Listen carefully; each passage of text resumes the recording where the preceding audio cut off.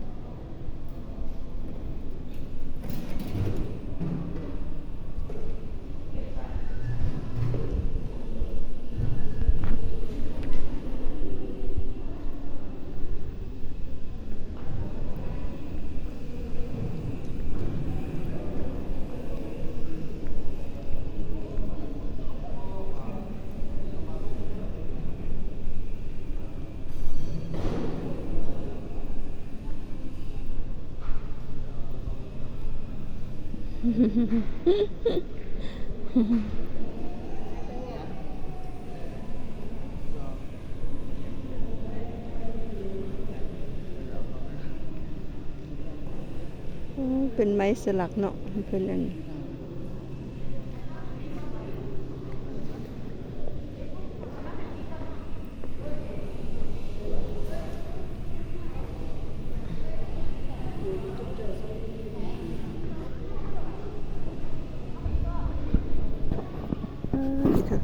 เศร้าเลย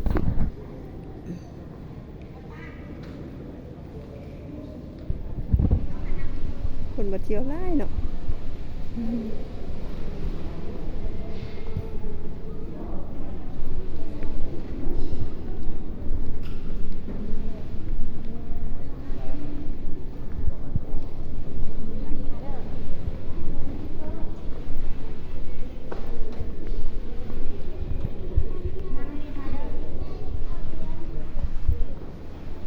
เป็นไม้เก่ามาแกะสลัก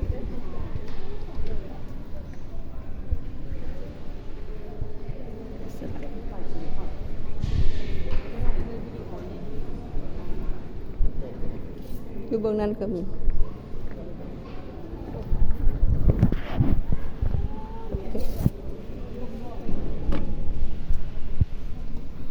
อากาศเย็นเนาะ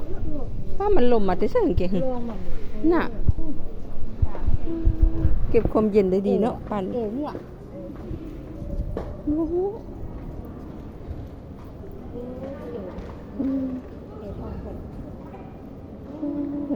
เมนไม้หมึดวันนี้เพิ่นมาแกะสลักนะอันนี้ประวัติทานนั้นยังก็พิชิตทานเลยนะนี่เป็นผู้อันนั้นเมนไม้หมึดก็นี่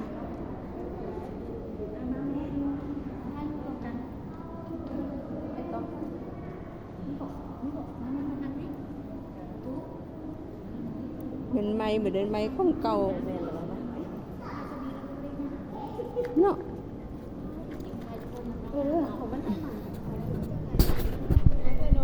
นั่งอ่ะมาถ้าน้องมาเรียนระดับมาเรียนตามลำดับมาเรียนก็เรียนกินตีนตีฟังนี่เนาะถ่ายโกงงามถ่ายบ้านไหน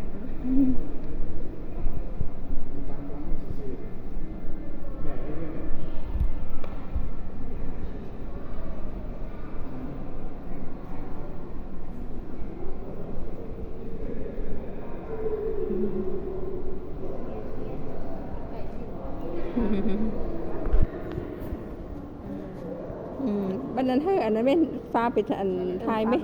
แล้วฟ้าไปทายไหมเราทราบไม่รู้ใครเหมือนกัน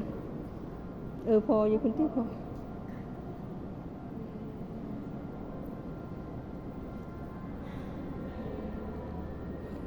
ถ้ามันไม่เหมือน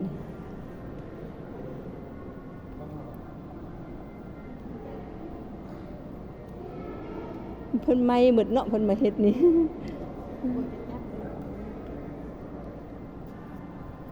ศิลปะลาว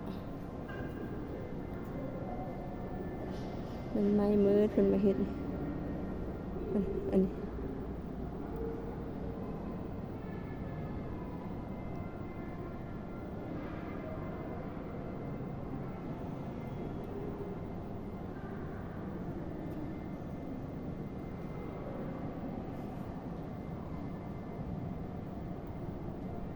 คนก็มาเที่ยวได้ดิเนาะเป็นเที่ยวได้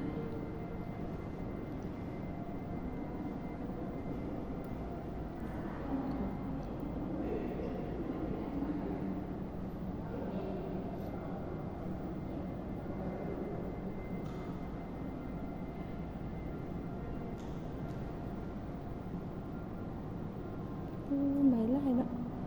เนี่ยคนไปถ่ายรูปนำซีพอลูก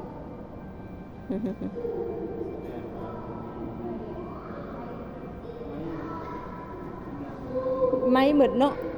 ป้าเป็นผู้เดียวเพิ่นเฮ็ดเนาะเป็นของบุคคลของบุคคลโอ้ ของบุคคล เนาะบ่ฮู้จังประเทศบ่หรือว่าได้เนาะเพิ่นมาสะสมเนาะ อยู่เรามานี่ บุคคลแล้วเพิ่นมาสะสมเอาไม้เก่ามาเฮ็ดอันนี้นั่นทอนเอามาอันเพิ่นมาสะสมอันเข้ามาแล้วเฮาอันอ่านประวัติเพิ่นหั่นนี่อันฮู้เพิ่นปันนี่หั่นนี่ เฮ็ดให้คนมาเล่นมา เนาะศิลปะลาวคนลาวเฮ็ดให้ได้นี่อืม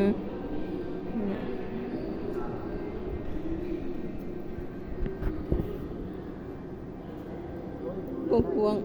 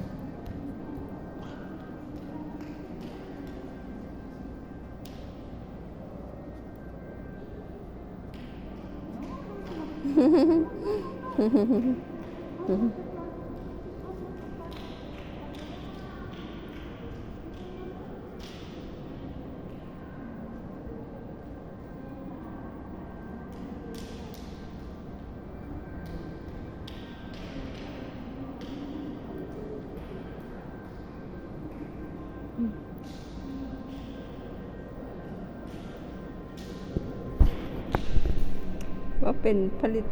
พิพิธภัณฑ์ไหมเราว่าไปเนาะป้ามันน่ะตัวสร้างพุ่นน่ะสร้างเห็ดเนาะพุ่นน่ะกอดกันเอาห้างกอดกันเลยนะลูกสร้าง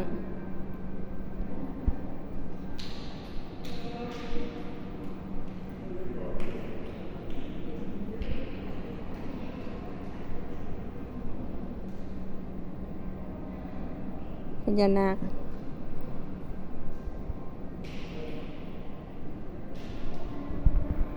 พญานาคเลยนี่กะ